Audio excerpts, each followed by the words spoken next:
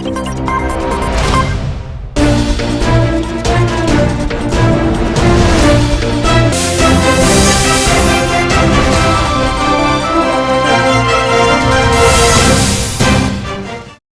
ప్రభుత్వం ప్రవేశపెట్టిన బడ్జెట్లో వరంగల్కు మొండి చేయి చూపించారన్న విమర్శలు వెలువెత్తుతున్నాయి. వరంగల్కు ప్రత్యేకంగా కొత్త ప్రాజెక్టులు లేకపోవడం, ఇప్పటికే ప్రకటించిన ఎయిర్పోర్ట్, హెల్త్ సిటీ, టెక్స్టైల్స్ పార్కులకు స్పష్టమైన నిధులు కేటాయింపులు కనిపించకపోవడం ఆగ్రహానికి దారితీసింది. ఇక రెండవ అతిపెద్ద నగరంగా ఉన్నప్పటికీ అభివృద్ధిలో వరంగల్ను పక్కన పెట్టారని స్థానిక నేతలు ఆరోపిస్తున్నారు. ఈ క్రమంలో ప్రముఖ ఆర్థిక నిపుణుడు ప్రొఫెసర్ కూరపాటి వెంకటనారాయణతో మా Warangal special correspondent Perumandla Venkat face to face. Welcome to A1 TV. ఇప్పుడు ప్రస్తుతం హన్మకొండలో ఉన్నాము. ఈరోజు మనకు తెలంగాణ ప్రభుత్వం రాష్ట్ర బడ్జెట్ ప్రవేశపెట్టింది. తెలంగాణ ప్రవేశపెట్టిన రాష్ట్ర బడ్జెట్లో ఎలా ఉంది ప్రముఖ రాజకీయ విశ్లేషకుడు, ఆర్థిక నిపుణుడు కూరపాటి వెంకటనారాయణుడు మనం ఎలా ఉందో తెలుసుకుందాం. నమస్కారం సార్. ఈరోజు తెలంగాణ ప్రభుత్వం బడ్జెట్ ప్రవేశపెట్టింది. ఇది ఏ విధంగా ఉంది సార్? మీరు ఏ విధంగా చెప్పగలరు? ఒక ఆర్థికవేత్తగా ఏ విధంగా చెప్పగలరు? బడ్జెట్ అంటే మనకు పూర్వం నుంచి ఉండేటువంటి ఒక దృక్పథం ఏంటంటే బడ్జెట్లో ప్రవేశపెట్టినటువంటి అంశాలన్నీ కూడా తప్పకుండా అమలైతే అనేటువంటి అది నమ్మకం ఉండేది అప్పుడు. కానీ గత 10-12 ఏళ్ళ నుంచి ఏమైందంటే బడ్జెట్లు అంటే కేవలం ప్రజలను మభ్యపెట్టే పద్ధతిలో బడ్జెట్లు పెడుతున్నారు అనేది చూస్తూ ఉన్నాము. అయితే కేసీఆర్ ప్రభుత్వం చేసినటువంటి విధానాల వల్ల కొంత ఇప్పుడున్న ప్రభుత్వం కూడా వెసులుబాటు లేకుండా నడిపే పరిస్థితున్నది. కాబట్టి వరుసగా ఇప్పుడు 3వ బడ్జెట్ కాంగ్రెస్ ప్రభుత్వం ప్రవేశపెట్టింది. ఆ 3వ బడ్జెట్ 324 కోట్లని, గత సంవత్సరం 3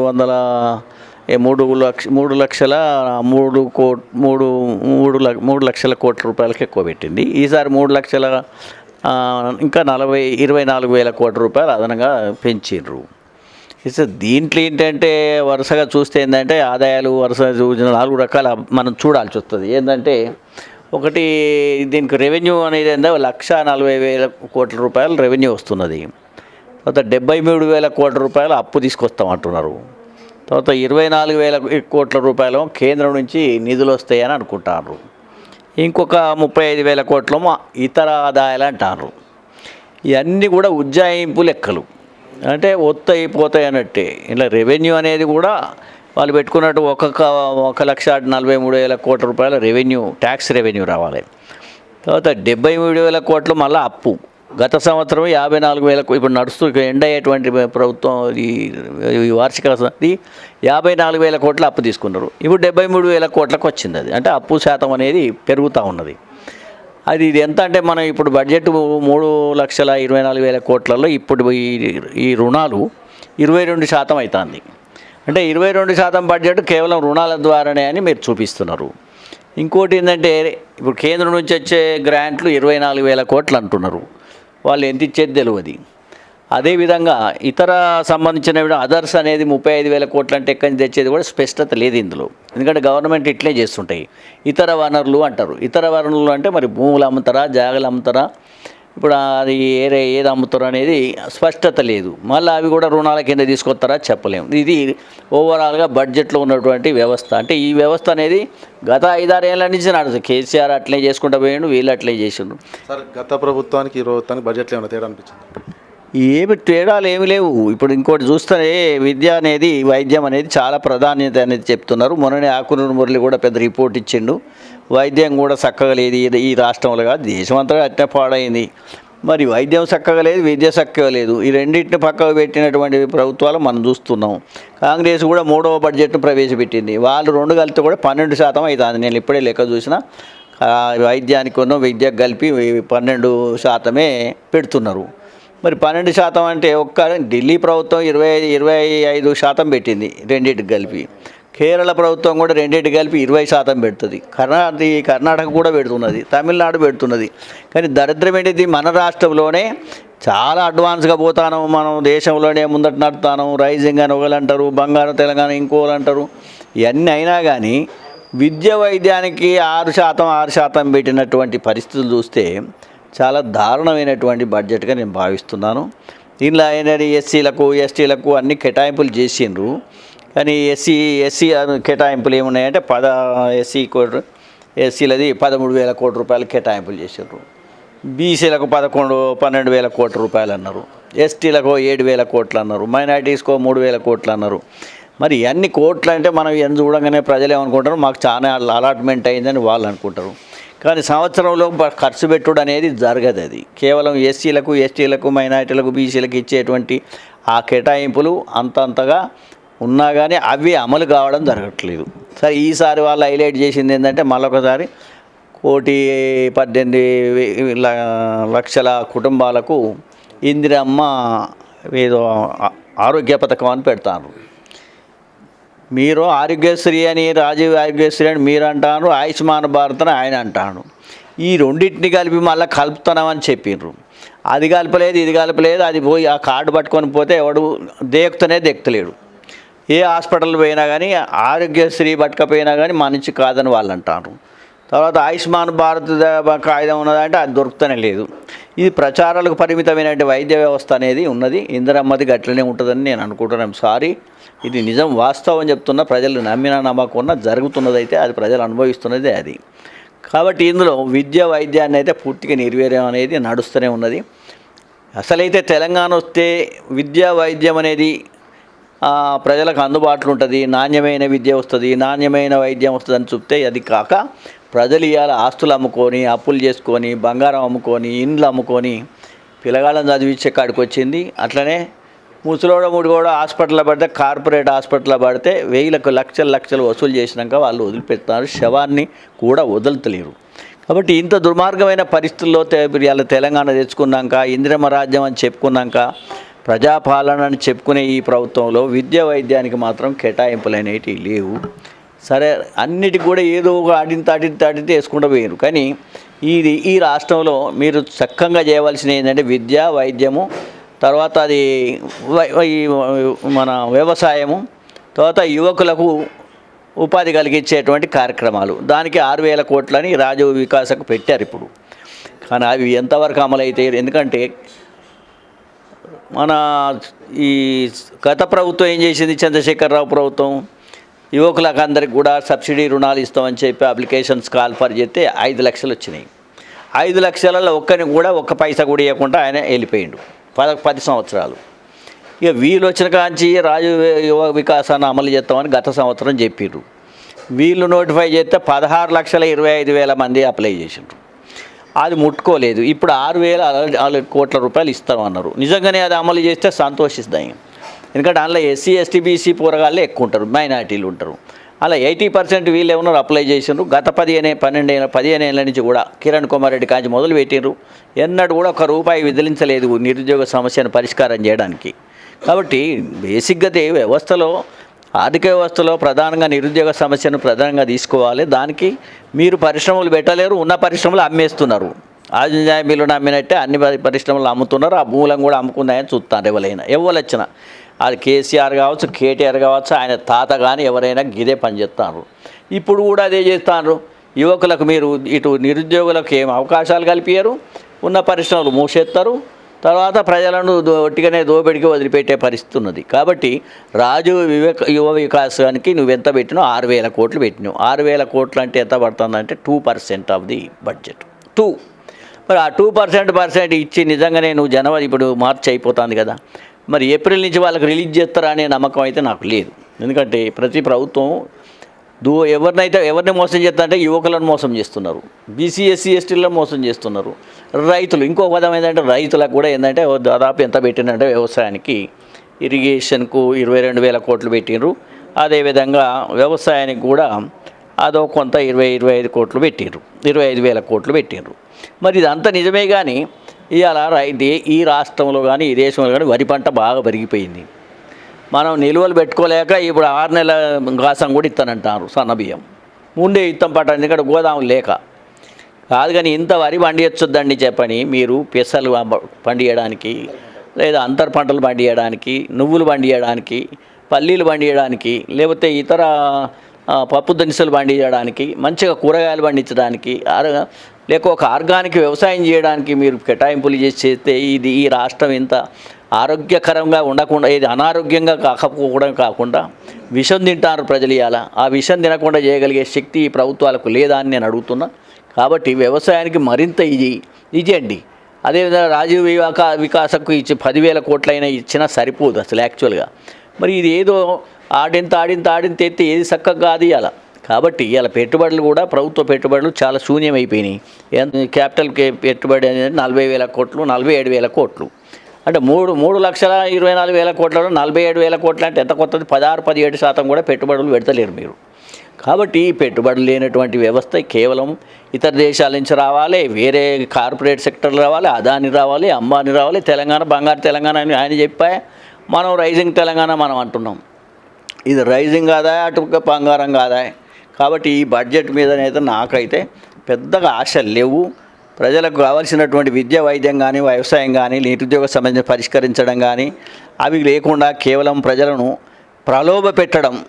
ఏది సరే ఓట్లు అప్పుడంటేనో పైసలు ఇచ్చి గెలుతారు, తర్వాత ఏమవుతుందంటే నీకు బియ్యం ఇస్తామని చెప్పడం, లేకపోతే నీకు ఇంకేది ఈ పథకం ఇస్తాం, ఆ పథకం ఇస్తాం, మన బస్సులో ఫ్రీగా పంపిస్తామని చెప్పడం, గుళ్ళు గోపురాలు తిరగండి అని చెప్పడం, ఆ తర్వాత నీకు 2,000 రూపాయల నుంచి 4,000 చేస్తామని చెప్పడం, మహిళలకు 2,000 రూపాయలు ఇస్తామని చెప్పడం, పోరగాళ్ళకు స్కూటీ కొనిస్తా. ఇది కాదు కదా, నీ విద్యను చక్కగా చెప్పరాదు. మధ్యాహ్న భోజనం పెడతానంటారు మీరు విద్యార్థులకు. ఇప్పుడు ఇంటర్మీడియట్ స్టూడెంట్స్కి ఇలా అనౌన్స్ చేసిర్రు, దాదాపు 1,300 కోట్ల రూపాయలు అనౌన్స్ చేసిర్రు. అది ఎందుకండి? బిల్డింగులు కట్టిరాదండి, లేకపోతే ఇన్ఫ్రాస్ట్రక్చర్ పెంచరాదండి, లైబ్రరీ పెంచరాదండి, ల్యాబులు పెంచరాదండి, చదువులు చెప్పే పంతుల మీద నిఘా పెట్టేటువంటి వ్యవస్థను డెవలప్ చేయరాదండి. ఎంఈఓలు ఉండరు, డిఈఓలు ఉండరు. ఆయన ఎట్లయితే వదిలిపెట్టిపోయారో మీరు అట్లే వదిలిపెట్టిపోయారు కదా స్కూళ్ళను, కాలేజీలను, యూనివర్సిటీలను. కాబట్టి ఇంత దారుణంగా బడ్జెట్ అనేది అభివృద్ధి మోడల్ కాకుండా కేవలం సంక్షేమం పేరు మీద ఇంకా విధ్వంసం జరిగేటువంటి బడ్జెట్గా భావిస్తున్నాను నేను. ఇంకోటి సార్, ఇప్పుడు కాంగ్రెస్ ప్రభుత్వం వచ్చి 3వ బడ్జెట్ సార్. 3వ బడ్జెట్లో 2 బడ్జెట్లో చాలా ఉంది. అవి అమలు అయినాయి సార్? అవి ఎవరు చెప్పారండి? ఇప్పుడు బడ్జెట్లు, అందుకే నేనంటాను ఇవి అలొకేషన్స్, ఒక ప్రతిపాదనలు మాత్రమే ఇవి. కానీ వాస్తవంగా వీళ్ళు అనౌన్స్ చేసిన అమౌంట్లు ఆడ ఖర్చు అయ్యేటువంటి అవకాశము లేనే లేదు. పోనీ అయిందా లేదా చెప్పేటువంటి బాధ్యత కూడా ఏ ప్రభుత్వానికి ఉండలేదు. గత సంవత్సరం 3,03,000 కోట్ల రూపాయలు అవి ఖర్చు అయినాయా? దేనికి అలాట్ చేసినారు? ఎంత ఖర్చు అయింది? ఎంత లోటు అయింది? ఎంత ఖర్చు పెట్టలేకపోయినాం? ఏ రంగాలకు పెట్టిండ్రు మీరు? అభివృద్ధి రంగాలకు ఏం పెట్టిండ్రు? సంక్షేమ రంగాలకు ఎన్ని పెట్టిండ్రు? ఒట్టిగానే వృధాకి ఎంత పోయింది? కేసీఆర్ కూలగొట్టిపోయిన ప్రాజెక్టుల మీద రిపేర్ చేయడానికి ఎంత ఖర్చు అయింది? లేదా ఇక్కడ ఇది జైలును కూలగొట్టిపోయి ఆయన ఏదో ఆ వెలమ దొరలకు కాలేజీలు రావాలంటే జైలు కూలగొట్టాల్సి వచ్చింది, వరంగల్ 2 ముక్కలు చేయాల్సి వచ్చింది. ఆ ముక్కలు చేసిన ఏది ఇక్కడ ఏదో బిల్డింగ్ కట్టిరు, 25 అంతస్తుల బిల్డింగ్ కట్టిరు. మరి కడితే దానికి ఏం అలాట్మెంట్ చేసిండ్రు? ఎంతమంది డాక్టర్లు నియమించారు? ఎంతమంది నాన్ మెడికల్ స్టాఫ్ను నియమించారు? ఏది లేదు. బిల్డింగులు చూపించడం, ఇది హెల్త్ సిటీ అయింది అయిపోయినడం, లేదా టెక్స్టైల్ పార్క్ చూపించడం, ఇది ఇండస్ట్రియల్ డెవలప్మెంట్ అయిపోయింది అనడం. ఒక నిమిషం సార్, ఇప్పుడు బడ్జెట్ రాజంజాయి మిల్లు కూలగొట్టిండ్రు, దాన్ని అమ్ముకున్నారు. తెలంగాణ వస్తుంది అనుకుంటే మళ్ళీ ఇంత విధ్వంసం అయిపోయింది. వచ్చినాక వరంగల్ను మీరు అతిపెద్ద నగరం అని అంటే సిగ్గు అనిపిస్తుంది. ఎందుకంటే చుట్టూన్న 23 గ్రామాలను కలుపుకొని అతిపెద్ద నగరం అని అంటున్నాం మనం. ఇది ఏం చేసినారు? బీడీ పరిశ్రమ పాతది వెనకటి నుంచి ఉన్నది, అది మునిగిపోయాయి. తోల పరిశ్రమ ఉంటే అది మునిగిపోయాయి. అది కాలగర్భంలో టెక్నాలజీ మారింది, అంత అయిపోయింది. వీళ్ళు తెచ్చింది ఏమున్నది? ఏమి లేదు. మీరు అన్నట్టుగా ఏంటంటే టెక్స్టైల్ పార్క్ అని ఉంది. కేసీఆర్ ఏంటంటే ఈ వరంగల్కి ఏదోటి ఇవ్వాలని అన్ని అందరు అంటారు కాబట్టి ఏం చేసినాడు? నామకే వాస్తే ఆడోటి అది పాపం రైతుల భూములన్నీ లాక్కొని వాళ్ళు వాళ్ళు నాయకులు పైసలు సంపాదించుకున్నారు, కాంట్రాక్ట్లు సంపాదించుకున్నారు. దాని చుట్టూ గోడ కట్టిండ్రు. ఆ కేరళ ఆయనకు ఒకనికి ఇస్తే ఆ కేరళ ఆయన ఒక ప్రాజెక్టు పెట్టి ఆడ 2,000 మందికి నౌకర్లు ఇచ్చిండ్రు. వాళ్ళందరినీ కేరళలో తీసుకొచ్చి పెట్టుకున్నాడు. ఇక్కడోనికి ఎవరికి ఇవ్వలేదు. మరి ఇక్కడ స్థానిక నాయకత్వం మరి ఇక్కడ పెట్టే పరిశ్రమకు ఇక్కడ ఇటువంటి మానవ వనరులను ఇప్పియాలి, దాని వాళ్ళకి ట్రైనింగ్ ఇవ్వాలి, అలాంటి వాటిని మనం ప్రోత్సహించాలనే ప్రయత్నం ఎవరు చేయలేదు. సరే, ఈ గవర్నమెంట్ వచ్చినాక కూడా దాని గురించి ఏం పట్టించుకోవడం లేదు ఇప్పటి వరకు కూడా. ఎందుకంటే అది కేసీఆర్ పెట్టిపోయింది కదా, కేటీఆర్ వచ్చి విజిట్ చేస్తాడు కాబట్టి మాకు సంబంధం లేదనుకునేది. కానీ దాన్ని కాదనలేక వద్దనలేక దాన్ని సైలెంట్గా దాన్ని అది అట్లనే పెట్టిండ్రు పెండింగ్లా. కాబట్టి దీనికోసం ప్రత్యేకమైన కేటాయింపులు ఏం జరగలేదు.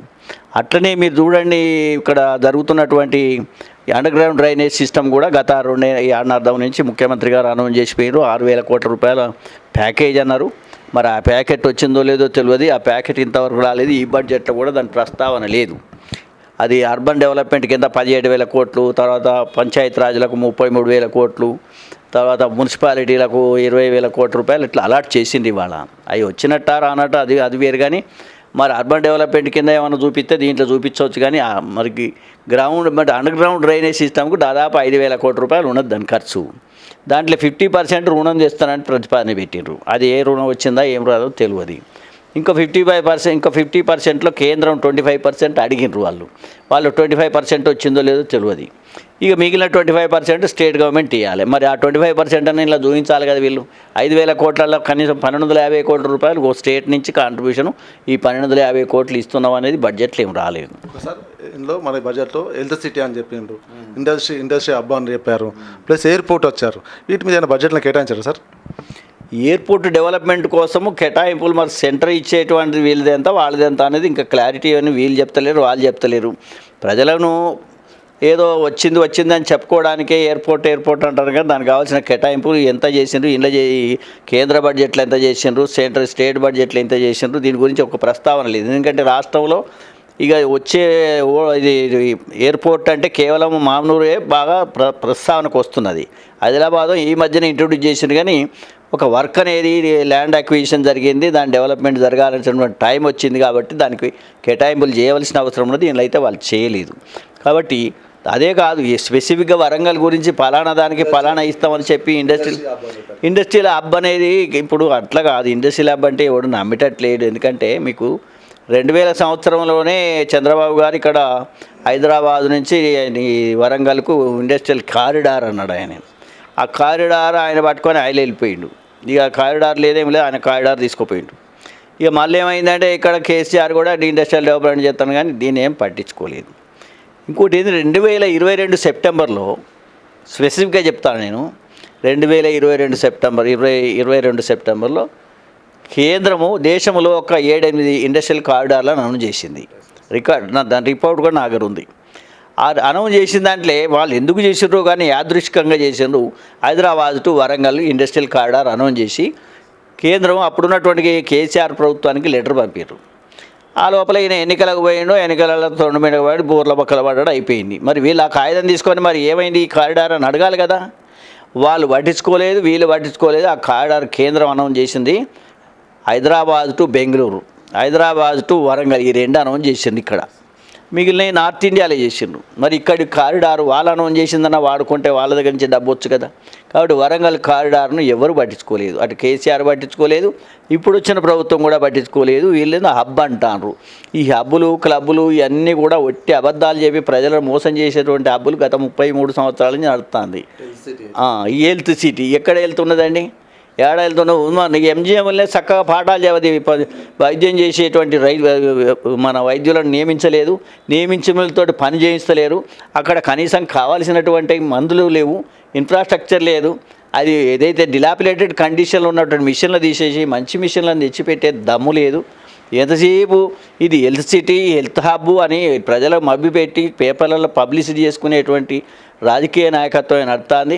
దీని అంతటికి కారణం ఏంటంటే ఇలా వరంగల్ ఎంత నిర్లక్ష్యానికి గురి కావడానికి గత 40 సంవత్సరాల నుంచి కూడా మనం ఎంతోమంది మంత్రులు వచ్చిపోయినరు, ఎమ్మెల్యేలు వచ్చిపోయినరు, పార్టీలు మారిండ్రు. ఈ పార్టీ ఆ పార్టీ అన్ని పార్టీల్లో వాళ్ళే ఉన్నారు. కానీ వరంగల్ మాత్రం మహానగరం కాదు, విధ్వంసమైన నగరంగా మార్చివేసిండ్రు. కాబట్టి ఇవాళ కూడా ఈ ప్రభుత్వంలో కూడా ఇందిరమ్మ పాలనలో కూడా వరంగల్కు నిర్లక్ష్యం జరుగుతుంది అంటే స్థానికంగా ఉండేటువంటి నాయకత్వము సరిగా అలర్ట్గా లేకపోవడం. ఇవాళ ఖమ్మంలో 3 టాప్ క్యాబినెట్ మినిస్టర్లు వాళ్ళు ఇష్టారాజ్యంగా చేసుకొని 1,000 కోట్ల రూపాయలు ఖమ్మం పట్టుకపోతా అంటే కూడా వరంగల్ ప్రజలు బిచ్చగాళ్ళ లెక్క చూసేటువంటి పరిస్థితి ఉంది. కానీ వరంగల్ అభివృద్ధి అయ్యేటువంటి ప్రోగ్రామును మనం ఎన్నుకున్నటువంటి నాయకత్వం ఏదైనా కావచ్చు, అది ఇందిరమ్మ రాజ్యంలో కావచ్చు, కేసీఆర్ కింగ్డమ్లో కావచ్చు, లేకపోతే కేటీఆర్ కింగ్డమ్లో కావచ్చు, మనకి ఎప్పుడు కూడా న్యాయం జరగలేదు. ఎంతసేపు మనం ప్రజల ఉద్యమాలు చేయడు తప్ప మనం అలర్ట్గా ఉండి అయ్యో రాజకీయ నాయకత్వాన్ని మనం ఎప్పటికప్పుడు ఎంబడి పడదాయనేటువంటి జాస ప్రజలలో ప్రజాస్వామ్యంలో నాయకులు ఎప్పుడు పనిచేస్తారు? ప్రజలు అలర్ట్ అయిపోయి మీరు నిలదీసిన నాడే వాళ్ళు పనిచేస్తారు. ఇక్కడ నిలదీసే ప్రజలు లేరు, నాయకత్వం కూడా అంత అలర్ట్గా లేదు. కాబట్టి ఇలా వరంగల్ నిర్లక్ష్యానికి గురైపోయి 40 సంవత్సరాలు నడుతుంది. ఇప్పుడు ఇందిరమ్మ రాజ్యం మరోసారి వచ్చినాక కూడా అదే జరుగుతుందని నేను అనుకుంటున్నాను. సార్ కాకతీయ యూనివర్సిటీకి ఇది మాత్రం అదే ఉస్మాన్ యూనివర్సిటీకి 1000 కోట్లు తెచ్చారు. కాకతీయ యూనివర్సిటీ వచ్చేవరకు నిర్లక్ష్యం చేస్తుంటారు. కాకతీయ యూనివర్సిటీ పరిస్థితి మరి ఘోరంగా ఉంది సార్. అసలు దీన్ని మీరు ప్రొఫెసర్కి ఎలా విశ్లేషించగలరు?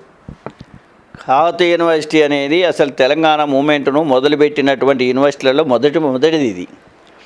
ఇక్కడి విద్యార్థులు కావచ్చు, ఉద్యోగులు కావచ్చు, ఉద్యమకాల ఉపాధ్యాయులు అంతా కూడా దాంట్లో పనిచేసింది. కానీ కేసీఆర్ మొదటి 9.5 సంవత్సరాల పాటు కాకతీయ యూనివర్సిటీ కాదు అన్ని యూనివర్సిటీలను కూడా మొత్తం భ్రష్టు పట్టి చాయన పోయిండు. అదే స్లోగన్ మీద ఈ గవర్నమెంట్ వచ్చింది. విద్య వైద్యం ఖరాబ్ చేసిండు, విద్యా వైద్యాన్ని వాళ్ళు పట్టించుకోలేదు, సర్వనాశనం చేసిండు. స్కూల్ నుంచి మొదలు పెడితే యూనివర్సిటీలను కూడా సర్వనాశనం చేసిందని చెప్పేటువంటి నినాదంతో ఈ గత 3 ఏళ్ల కింద నుంచి సివిల్ సొసైటీ పెద్దలంతా కూడా ఉద్యమం చేసిండ్రు. ఈ ప్రభుత్వం రావడానికి పనిచేసిండ్రు. అంటే అదేవిధంగా కాకతీయ యూనివర్సిటీలో కూడా గత 2 ఏళ్ల కింద జరిగినటువంటి ఒక ఉద్యమంలో కూడా ఇప్పుడున్నటువంటి ముఖ్యమంత్రి గారు పిసిసి అధ్యక్షుని కూడా వారు వచ్చారు. ఈ వరంగల్ యూనివర్సిటీని నేను మళ్ళీ విజిట్ చేస్తా, దీనికి తగినన్ని నిధులు ఇస్తాం, దీన్ని అభివృద్ధి చేస్తాం, దీని బాధ్యత మాదని కూడా వారు చెప్పిండ్రు. అయినా కానీ ఇప్పుడు 3 బడ్జెట్లు అయిపోయినాయి. కాకతీయ యూనివర్సిటీకి స్పెసిఫిక్గా డబ్బులు ఇవ్వలేదు. అంతకుముందే కేసీఆర్ గారు 50 కోట్లు అనౌన్స్ చేసి కాగితం ఇచ్చిండు. ఆ కాగితంలో పైసా కూడా రాలేదు. ఏది కడియం శ్రీహరి గారు ఉప ముఖ్యమంత్రిగా ఉన్నప్పుడు, డిప్యూటీ ముఖ్యమంత్రిగా ఉన్నప్పుడు 50 కోట్లు స్పెషల్ గ్రాంట్ అన్నాడు. ఇదంతా అంటే బోగరు ముచ్చట చెప్పుడు పోవుడు అవుతుంది. ఇప్పుడు వీళ్ళు కూడా ఇప్పుడు ఉస్మానియా యూనివర్సిటీ మరి అంత పెద్ద యూనివర్సిటీ, దానికి 1000 కోట్లు ఇస్తే నేను సంతోషిస్తా. అది అభివృద్ధి కావాలని ఇవ్వలేని అనుకుంటారు. దానికి 8-9 జిల్లాలు ఉన్నాయి. మరి దీనికి కూడా పెద్ద జిల్లాలు 3 జిల్లాలు ఉన్నాయి. ఇది ఆదిలాబాద్ జిల్లా దీని కిందనే ఉన్నది, కరీంనగర్ జిల్లా మొన్న పోయింది. కానీ అటు ఖమ్మం, వరంగల్, మరి ఇది ఎడ్యుకేషన్ హబ్ అనేది మనం వెనకటి నుంచి అనుకుంటున్నాం. ఇప్పుడు అన్ని జిల్లాలు కూడా నాశనమైన హబ్బులుగా మారిపోయినాయి. ఏది చక్కగా క్వాలిటీ ఎడ్యుకేషన్ ఇచ్చేటువంటి ఇన్స్టిట్యూషను ప్రభుత్వ రంగంలో లేదనేది వాస్తవం. మరి దాన్ని బాగు చేయాలి కదా. ఆ బాగు చేసిన భాగంలో ఇవాళ కాకతీయ యూనివర్సిటీలో 400 మంది టీచర్లు ఉండే బదులు ఇవాళ కేవలం 70 మంది టీచర్లతో నడుస్తుంది. ఇంకో 200 మంది పార్ట్ టైం కాంట్రాక్టర్లతో నడుస్తుంది. అంతా అవుట్సోర్సింగ్లో 300-400 మంది ఎంప్లాయీస్ ఉన్నారు. ఇది ఏంటంటే ఒక మున్సిపాలిటీగా మార్చేసిండ్రు. మున్సిపాలిటీని కూడా మనం సరే దాన్ని చేస్తూ ఉండొచ్చు, కానీ ఇక్కడ ఆ సంస్కరణ లేదు, దానికి ఏ బడ్జెట్ లేదు. కేవలం ఇంకా మొన్న మీకు ఇంకో కొత్త విషయం చెప్తా నేను. 7-8 నెలల కింద మా పెన్షన్లే ఆపేసిండ్రు. యూనివర్సిటీలో పెన్షన్లు ఆపేస్తే మేమందరం పోయి మళ్ళీ ఉప ముఖ్యమంత్రి బట్టి విక్రమార్క గారు ఏమంటాడు, ఏదో అన్న వస్త్రం అడగబోతేనే ఉన్న గోషి ఊడబిక్కపోయినట్టు యూనివర్సిటీ అభివృద్ధి చేస్తారని మేము అనుకొని మీ గవర్నమెంట్ వచ్చింది. మీరు వచ్చే మా పెన్షన్లే ఆపే కాడికి వచ్చింది. ఇది ఏం దరిద్రం అంటే మళ్ళీ అప్పటి నుంచి పెన్షన్లు రెగ్యులర్గా ఫస్ట్ నాడు పడుతున్నాయి.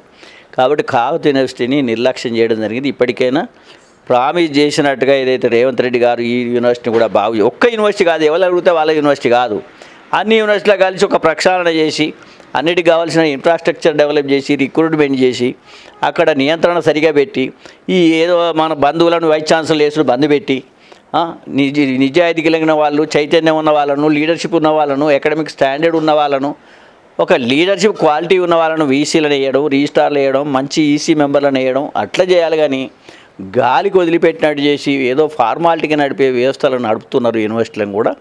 అందులో కాకతీయ యూనివర్సిటీ ఇంకా నష్టపోయి ఉన్నది. కాబట్టి మీ ద్వారా, మీ A1 టీవీ ద్వారా నేను అప్పీల్ చేస్తున్నాను, మేమందరం కలిసే ఇస్తేనే తెలంగాణలో ఈ గవర్నమెంట్ వచ్చిందనేది వీళ్ళు మర్చిపోకండి. కానీ మేమన్నది మాకు పదవులు ఇవ్వాలని మేము ఎప్పుడు అడగలేదు. మన యూనివర్సిటీలు, మన విద్యా వ్యవస్థలు బాగుపడాలనుకుంటున్నాం, అలా కాకతీయ యూనివర్సిటీ కూడా బాగుపడాలని కోరినది. మేమందరం ఉద్యమాలు చేస్తేనే ఈ ప్రభుత్వాలు వస్తున్నాయి. కాబట్టి కుర్చీ లెక్కంగానే మమ్మల్ని మర్చిపోకండి అని మనవి చేస్తున్నాం. ఇందాక మనకు రిపోర్ట్ ఇచ్చారు కదా సార్, దానికి ఏమైనా బడ్జెట్లను కేటాయించారా? ఏం బడ్జెట్ కేటాయిస్తారు వాళ్ళు? ఇప్పుడు మొత్తం బడ్జెట్లోనే 12,000 కోట్ల రూపాయలు ఏదో అనౌన్స్ ఇచ్చిండ్రు. 6% ఆఫ్ ది బడ్జెట్ అంటే ఇక చూడండి 6%. దాంట్లో మురళి రిపోర్ట్ ఇచ్చిన తర్వాత అది డబుల్ కావాలి, కనీసం 6% నుంచి 12% కావాలి. ఖాళీ కదా అది. మరి ఎట్లా చేస్తారు వాళ్ళు? ఏమి అటువంటి ఆలోచన ఏం లేదు. మురళిది చాలా అద్భుతంగా ఆయన ఏదో 2 ఏడాది అని అర్థం తిరిగి అన్ని కాలేజీలు, యూనివర్సిటీలు, స్కూళ్ళు ఆయన తిరిగి అందులో ఉన్న లోపాలు చెప్పడం జరిగింది. ఆయన సవరించమని చెప్పిండ్రు. అలా ఉపాధ్యాయుల మీద ఎట్లా బాధ్యతలు ఎట్టు ఉండాలి ఇది రకరకాలుగా చెప్పిండ్రు. మరి ఆ రిపోర్ట్ కూడా ముఖ్యమంత్రి గారు తీసుకున్నారు, సంతోషపడ్డారు. మరి దాని గురించి ఈ బడ్జెట్లో మాత్రం అటువంటి ప్రస్తావన అయితే లేదు. దాని అభివృద్ధి గురించి సంబంధించినది లేదు. కాబట్టి విద్యా వ్యవస్థను అభివృద్ధి చేస్తామనే దాంట్లో ఈ బడ్జెట్ యొక్క ఆశలు నాకు కనిపిస్తలేవు. ఇంకోసారి మనకు కామారెడ్డి బీసీ రెఫరెండం ఇచ్చిండు, 100 కోట్లు ఇస్తున్నారు. 2 బడ్జెట్లు అయినా ఈసారిగా బీసీలకు ఎట్లా కేటాయించారు సార్? అది ఏ విధంగా ఉంది? ఇప్పుడు ఏ ప్రభుత్వం అయినా కానీ అధికారం రావాలంటే ఎటువంటి అబద్ధాలు ఆడాలనేది నేర్చుకున్నారు వాళ్ళు. అయితే అధికారం కోసము ఏంటంటే ప్రతి ప్రభుత్వం ఏది అపోజిషన్లో ఉన్నప్పుడు అన్నీ చెప్తారు. అట్లనే ఇప్పుడు కాంగ్రెస్ వచ్చేటప్పుడు కూడా బీసీ డిక్లరేషను, ఎస్సీ డిక్లరేషను, రైతు డిక్లరేషను, ఇంకా ఇండస్ట్రియల్ డిక్లరేషన్ అని తయారు చేసి పెట్టిండ్రు. పాపం మాలాంటి వాళ్ళకు కూడా సలహాలు ఇచ్చినాం కొంత. సరే వాళ్ళ మేనిఫెస్టోలో మాకు సంబంధం లేదు కానీ ఏమేం చేయాలని చెప్తే వేసిరి. అందులో భాగంగా ఏంటంటే బీసీలు ఎవరు గతి లేని ఏది అతిగతి లేని సమాజం అంటే ఈ దేశంలో కానీ ఈ రాష్ట్రంలో కానీ బీసీలే కదా. వాళ్ళకు ఒక లీడర్షిప్ అనేది ఒక పార్టీ కానీ ఒక వ్యవస్థ కానీ లేదు, లేక ఆర్థిక రంగంలో వాళ్ళకు పాత్రే లేదు. అసలు ఇక్కడ వాళ్ళు రోహింగాల లెక్క బతికేటువంటి సమాజమే ఇవాళ బీసీలు తెలంగాణలో. అలాంటి వాళ్ళ కోసం వీళ్ళని పట్టుకుంటే బాగానే ఉంటుంది. 55% జనాభా ఉన్నారు కాబట్టి వీళ్ళ ఓట్లు మనకు వస్తే మనం కూడా అధికారంకి వస్తామనే అంచనా ప్రతి పార్టీకి ఉంటుంది. అది కాంగ్రెస్ కూడా అదే చేసింది. దాని ప్రకారంగానే మన కామారెడ్డి డిక్లరేషన్ స్వయంగా రాహుల్ గాంధీ గారు వచ్చి మీరెంత శాతం ఉన్నారో మీకంత న్యాయం అని చెప్పి వారు చెప్పిండ్రు. హిందీలో చెప్తారు కదా, ఆపుకొత్తిన ఏదో ఉంటుంది కదా, భాగీదారీ జాగీదారి అని వాళ్ళు చెప్పిరు. నిజమే, మనం అందరం కూడా నమ్మిన. అలా ముఖ్యమైన అంశాలు ఏంటంటే ప్రతి సంవత్సరము 20,000 కోట్ల రూపాయల బడ్జెటు, అట్లా 5 సంవత్సరాల 1,00,000 కోట్ల రూపాయల బడ్జెట్ ఇస్తాము బీసీలకు అని ప్రామిస్ చేసిండ్రు. అది రాహుల్ గాంధీ నోటి ద్వారా చెప్పినటువంటి విషయం. మరి ఈ సంవత్సరం ఎంత ఇచ్చినారని మన జరిగిన 2 సంవత్సరాలు ఎంత ఇచ్చారు అనేది మరి పనుల ద్వారా చూస్తే మాత్రం మనకేమి ఇచ్చినో తెలుస్తలేదు. మరి ఏది పెట్టినరో మనం మనకిచ్చే పెన్షన్లు కూడా అందులో చూపించుండొచ్చు, లేకపోతే బీసీ రైతులకు ఇచ్చేటువంటి రైతు బంధు కూడా అందులో చూపిస్తుండొచ్చు. బీసీ వాళ్ళకి ఇంకేమైనా ఇస్తే అటువంటి విదేశాలకు పోతే చూపించవచ్చు. కానీ అది ఎంతైనా కానీ ఇప్పుడు ఈ సంవత్సరమే బీసీల బడ్జెట్ చూపించారు నాకు. ఆ బడ్జెట్లో ఎంత ఉన్నదంటే బీసీ బడ్జెట్ 12,000 కోట్లు ఉన్నది. అది అలాట్మెంటు. రేపు అది ఖర్చు అయ్యేటప్పుడు నీకు ఎక్కడైనా డబ్బు ఖర్చు అది ప్రభుత్వానికి ఇబ్బందులు ఉన్నప్పుడు తక్కువ చేసే అలొకేషన్స్ ఎక్కడంటే బీసీలే మొదలు తక్కువ చేస్తారు, తర్వాత ఇంకేదైనా విద్య తక్కువ చేస్తారు, తర్వాత వైద్యాన్ని తక్కువ చేస్తారు. ఎవడు అడగాడు కదా. ఎస్సీలు అడుగుతారు కాబట్టి వాళ్ళే తక్కువ చేయరు, ఎస్టీలు అడుగుతారు కాబట్టి వాళ్ళే తక్కువ చేయరు, మైనార్టీలు అడగకుండా వాళ్ళే తక్కువ చేస్తారు. కాబట్టి బీసీలకు 12,000 కోట్లు అలాట్ చేసినప్పటికీ కూడా ఈ సంవత్సరం అలాట్మెంట్ అనేది చివరి దశల వరకు కూడా ఖర్చు అవుతుందనే నమ్మకం నాకైతే లేదు. ఎందుకంటే గత ఎన్నేళ్ళ నుంచో నడుస్తుంది. కేసీఆర్ యొక్క తతంగం గదే జరిగింది. ఏ ప్రభుత్వం వచ్చినా తతంగం ఇదే నడుస్తుంది. కాబట్టి బీసీలకు వాళ్ళు అన్నట్టుగా న్యాయం జరగలేదు. తర్వాత ఇంకోటి ఏంటంటే బీసీలకు ఇంకేం చెప్పినంటే ప్రతి జిల్లా స్థాయిలో మండల స్థాయిలో భవనాలు కడతామని చెప్పారు. బీసీ కులాల వారిగా భవనాలు పెడతామన్నారు. ఆ భవనాలు ఎక్కడ పోయినో తెలియదు. ఇక్కడే కాదు, రాష్ట్ర స్థాయిలోనే భవనం లేదు, ఏ కులానికి లేదు. ఆయన కూడా 10 ఏళ్ళు దాన్నే నడిపిండు. ఏది బీసీలకు భవనాలు, పెరుకోలకు భవనం, మునుగురు కాపులకు, గౌన్లకు భవనం, చాలులకు ఇక ఎవరి మీటింగ్లో పోయినప్పుడు అక్కడ మీకో భవనం అన్నాడు. ఇదంతా అంటే గాలిలో చూసుకోవాల్సిందే భవనాలు. ఇది జరిగింది. ఈ భవనాలు ఎక్కడ పోతున్నాయో తెలియదు. ఇంకోటి ఏంటంటే బీసీ కార్పొరేషన్లు కూడా ఉన్నాయి. ఏది ఫైనాన్స్ కార్పొరేషను, వాటిని 7, 8, 9 కులానికో కార్పొరేషన్ అందరూ నాకో కార్పొరేషన్ అని సంబరపడితే నిజంగానే అయిందంటే ఏమి లేదు. కార్పొరేషన్లు డివైడ్ అయినాయి కానీ ఒక్క కార్పొరేషన్కి ₹1 కూడా ఎవరు ఇవ్వలేదు. ఆయన అట్టే చేసిపోయిండు. బీసీ కార్పొరేషన్ ₹1 ఇవ్వలేదు. బీసీలను ఫూల్ చేసిపోయిండు ఆయన. వీళ్ళు ఏమన్నారు, బీసీలకు సపరేట్ డిక్లరేషన్ సంతోషపడ్డారు. ఇస్తానంటే ఆశాట, కొడుతున్నట్టే భయం అన్నట్టే చేసిండ్రు. మరి ఏమైంది, గత సంవత్సరం ఎంత ఇచ్చిండ్రు? 8,000 కోట్లు లాస్ట్ ఇయర్ అని పెట్టిండ్రు. అది తప్పుదు 6,000 కోట్లు అని పెట్టిండ్రు. మొదటి సంవత్సరం 20,000 కోట్ల 6,000, రెండవ సంవత్సరం 20,000 కోట్ల 8,000 కోట్లు, ఇప్పుడు 20,000 12,000 కోట్లు అన్నారు. ఇక 2 ఏళ్ళే ఉండే. కాబట్టి ఇప్పటి వరకు మీరు ఖర్చు పెట్టింది ఎంత, ఇప్పుడు ఖర్చు పెట్టబోయేది ఎంత అని చూస్తే ఇది ఆకాశానికి ఉన్న భూమికి ఉన్న తేడా లెక్క కనిపిస్తున్నది. కాబట్టి బీసీల గురించి పట్టించుకునేటువంటి పరిస్థితులు ఏ ప్రభుత్వం ఉండలేదు. ఈ ప్రభుత్వం కూడా బీసీల గురించి చిత్తశుద్ధితోటి పనిచేస్తుందనే నమ్మకం లేదు.